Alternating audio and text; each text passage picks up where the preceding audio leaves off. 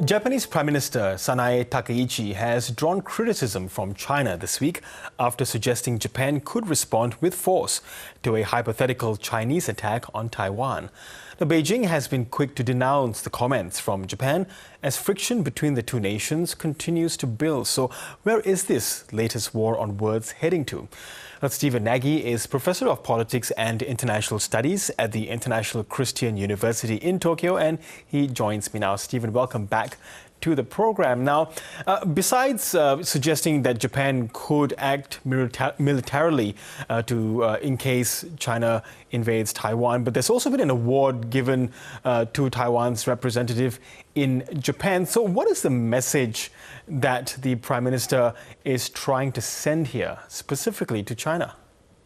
So thanks very much for having me. So I'll look at it a couple different ways. So I think the award for the Taiwanese official really is recognition of the strong people-to-people ties that have existed between Taiwan and Japan since the normalization of relations with China, but well before that. So I think that this is not out of step with awarding an Australian or a Canadian or an American for the contributions to building the relationship.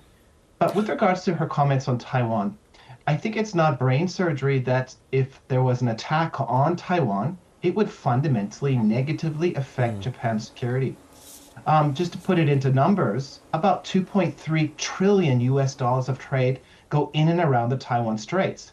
It is the center of semiconductor manufacturing. So if there is a conflict, guess what? All those imports and exports stop. Energy into the third or fourth largest economy stops. And those critical semiconductor chips stop coming to Japan, but probably globally. So her comments, I think, are really representative of the reality.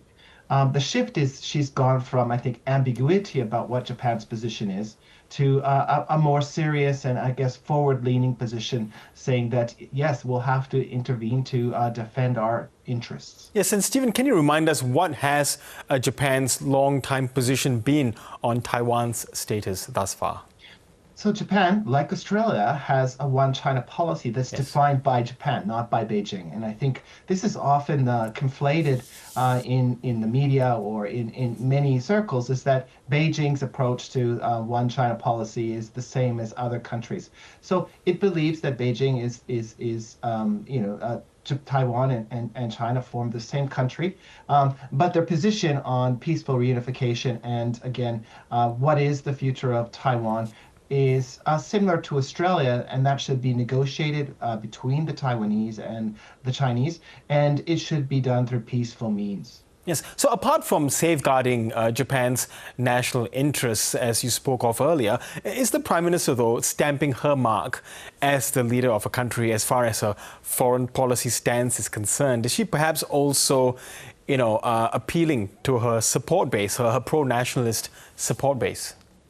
So this is a super question, and I think what we saw, the reason why she came into power and the previous Prime Minister Ishiba Shigeru was kicked out of power, is that conservatives within the LDP, the Liberal Democratic Party, believe that the former Prime Minister Ishiba fundamentally mismanaged Japan's most important relationships. That's the U.S.-Japan bilateral relationship, resulting in this trade deal in which Japan has to pay 550 billion US dollars of trade. That's incredible.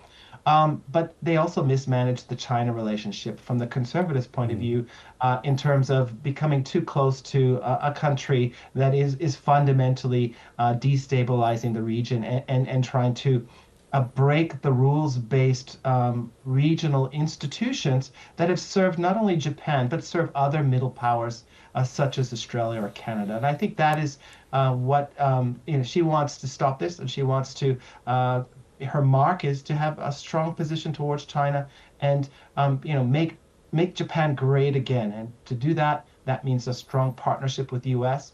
and a realistic partnership with China based on engagement, deterrence, and resilience. Yes, and as I mentioned earlier in the introduction now, China has condemned her words as irresponsible. But do you think that this might go beyond a war of words in terms of China's response?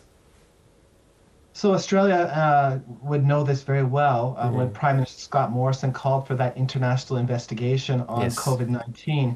It resulted in sanctions against Australia for several years, and frankly, they're still there.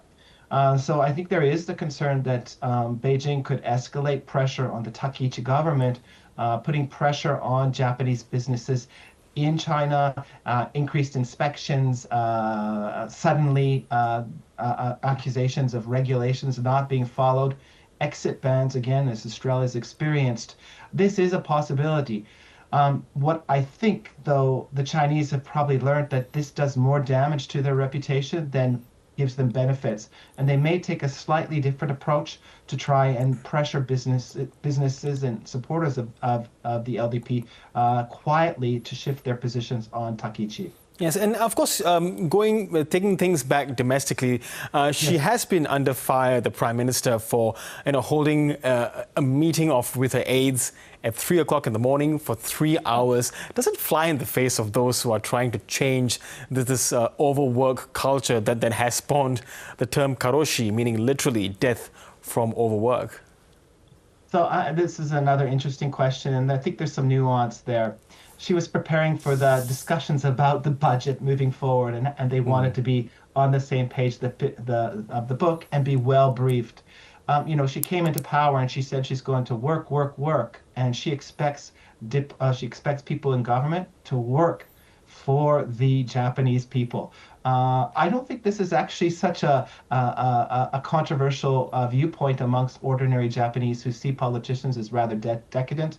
And again, I think as Australians and Canadians, we probably share this sentiment that our politicians probably don't work enough. So I think we need to put it into context. We need to understand why she said it and the timing. Again, she wanted to be prepared for these very nuanced discussions about budget, and that's what she did. Okay, Stephen Nagy, we do hope you are keeping a good work-life balance there in Tokyo, and thank you so much for speaking with us this evening. Thanks so much, and I do my best.